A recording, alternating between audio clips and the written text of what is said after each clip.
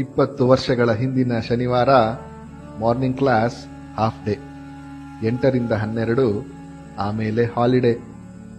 6ಕ್ಕೆ ಏಳಬೇಕು, ಒಲೆಗೆ ಉರಿ ಹಾಕಬೇಕು.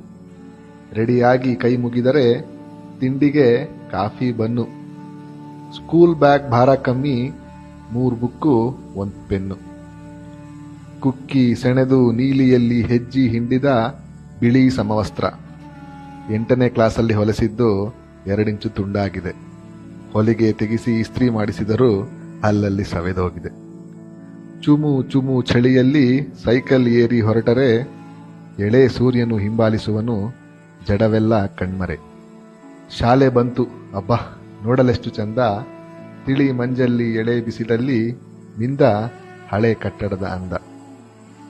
ನಾಡಗೀತೆ ರಾಷ್ಟ್ರಗೀತೆಯೊಂದಿಗೆ ಅಸೆಂಬ್ಲಿ ಮುಗಿಸಿ ಪಿಟಿ ಮಾಸ್ತರರ ಹಿಂದೆ ಉದ್ದುದ್ದ ಬಾಲ. ಢಮ್ ಢಮ್ ಡ್ರಮ್ಮಿನ ಸದ್ದು, ಏಕ್ ದೋ ನೆಲವನ್ನು ಒದ್ದು ಎದ್ದು ಕೂತು ಬಗ್ಗಿ ಮಲಗಿ ಪಿಟಿ ಮುಗಿಸಿದರೆ ಉಸ್ಸಪ್ಪ ನಿರಾಳ.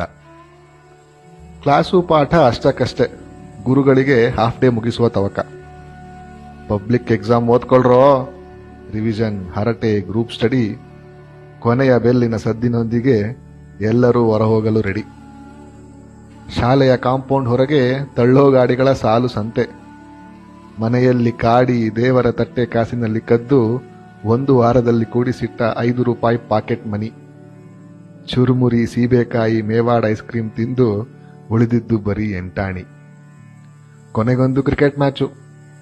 A section versus B section, Kannada medium versus English medium.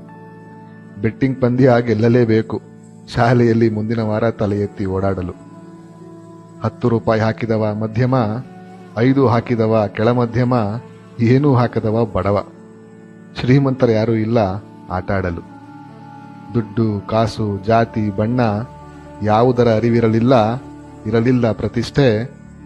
ಒಂದಾಗಿ ಗೆದ್ದು ಒಂದಾಗಿ ಸೋತು ಬಾಳ್ಮೆಯನ್ನು ಕಲಿತು ಮುಗಿಯುತ್ತಿತ್ತು ಶನಿವಾರದ ಹಾಫ್ ಡೇ.